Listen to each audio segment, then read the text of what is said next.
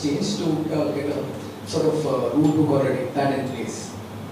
Who in place? I didn't. You mean the new, whatever the SOPs have come out? I think we'll probably talk about it endlessly here if we keep going on. No, I suppose every team has some rules in place. We've spoken about various things you see over the last few months where you can improve as a team, when you can get a bit closer as a team. It's not a school, it's not a punishment. It's just you have some rules in place, and when you're playing for the national team, you just follow those rules. It's again, these are mature individuals. They are superstars in their own right in international sport. But at the end of the day, you're eventually representing your country, and there are certain things that you just inherently follow as every team does. I think a lot of them have been in place. Maybe we've spoken about it now and it's been put out, but a lot of them have been in place in any case, and you keep on refining it as you go along. Eventually what suits the team you want to try and do.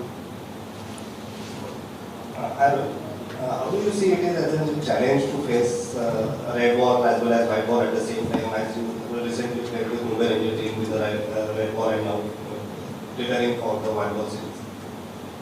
I've done all my life like this, playing red ball some days, playing white ball cricket. So it's nothing new for me. We are all. If you talk about me, I'm used to these kind of changes because this is not happening for me now. It's been for such a long period of time, because when you play all three forms, you have to adjust to all kind of formats. So sometimes you prepare for red ball and then suddenly there is a T20 format. There's nothing new about it. A question each for the coach and the selector. Ajit, first of all, what is up with Mohammad Siraj? We don't see him named in the squad. And Rohit, is there a sense of a slight inexperience in this bowling attack, given some players are returning from injuries and the experienced ones are missing out? Experience, it's only Siraj who's not there, but that's purely because we thought of it. Since we are not sure about Bumrah, whether he's going to play or not, so we wanted to pick a squad where we have options of both somebody to bowl with new ball and somebody to bowl at the back end. So if obviously with Bumrah missing or not sure, we wanted Arshdeep to come and play that role of bowling at the back end. And Shami, obviously we saw what he did with the new ball, and that is where we feel that Siraj's effectiveness comes down a little bit if he is not going to take the new ball. We discussed it at length about it, and we are only taking 3 seamers there because we wanted all these all-rounders with us. It's an unfortunate thing that he has to miss out, but we had no option but to get the guys who can perform a certain role.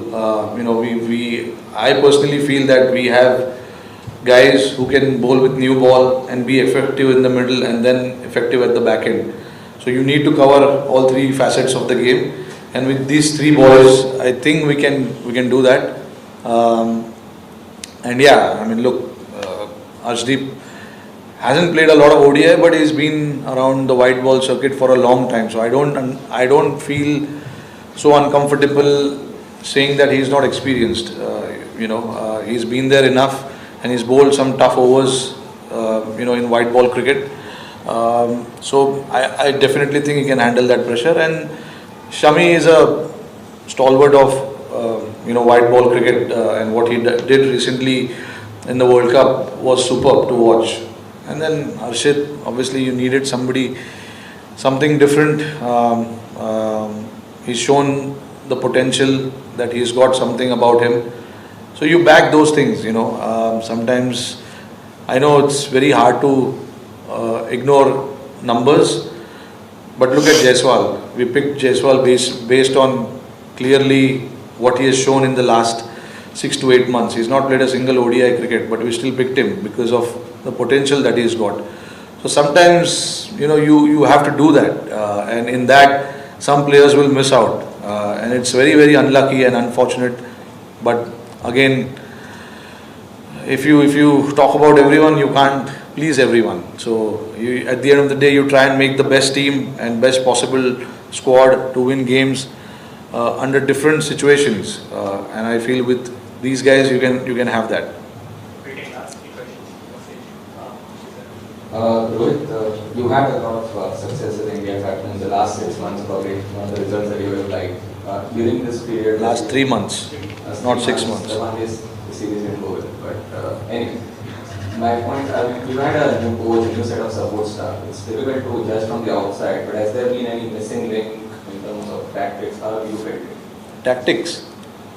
No, I mean, look, it's both of us are very clear in what we want to do. I'm not going to sit here and discuss what goes behind every game tactically, but it's very clear in my mind. And Gautam Gambhir is somebody, once we enter the field, he trusts what the captain is doing on the field. The basic talks that happens are only off the field, in the ground or maybe the changing room. But once we take the field, it's all about what I do on the field. So that's the kind of trust we have in each other, and that's how it should be. And that's about it. Yeah, Ajit, you can throw some more light on Mohammad Shami's selection. A month ago, he was not there, the full Australian tour. Swollen being bothered with the lesions. But in the last 3 weeks, he's been selected for the full series against England. What is that he has done, something different to be for both the white balls? I mean, I don't think his fitness was anything to do with white ball cricket anyway. I think we were trying to get him to Australia, which unfortunately is needn't allow him to play 4-day cricket or 5-day cricket. With regards to white ball, I think he's played most of the Mushtaq Ali games, might have missed one if at all, and some other Vijay Hazare games. With uncertainty around Jassi as well, obviously if he is fit and playing regularly, it's the quality that we get and the experience with Mohammad Shami. We don't have to speak about the quality that he brings. To get him involved in T20 was precisely that, just to get him back into international cricket, play under pressure a little bit, even though it's 20-over cricket.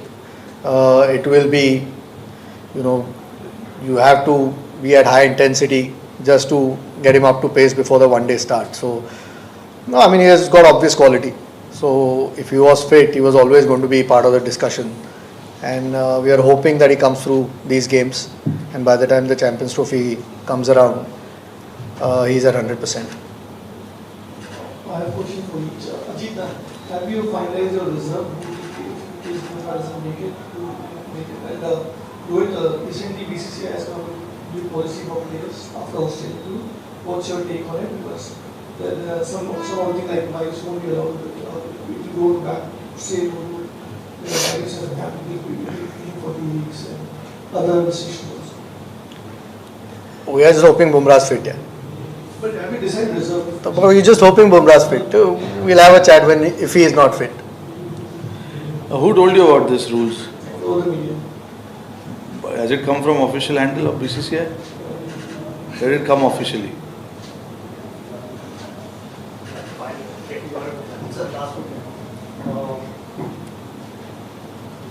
So I think you got Akshay Patel as vice captain in the T20s and now Shubman Gill as vice captain in this team. So are you looking at grooming leaders going forward? In these roles. Shubman is not part of the obviously restrict for the T20s. So are you looking at these players?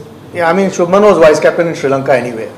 I mean, in both formats. So yeah, you want to try and keep an eye out who your potential leaders are. I won't read too much into it, but obviously, like I've said in previous press conferences, a lot of the feedback comes from the dressing room as well.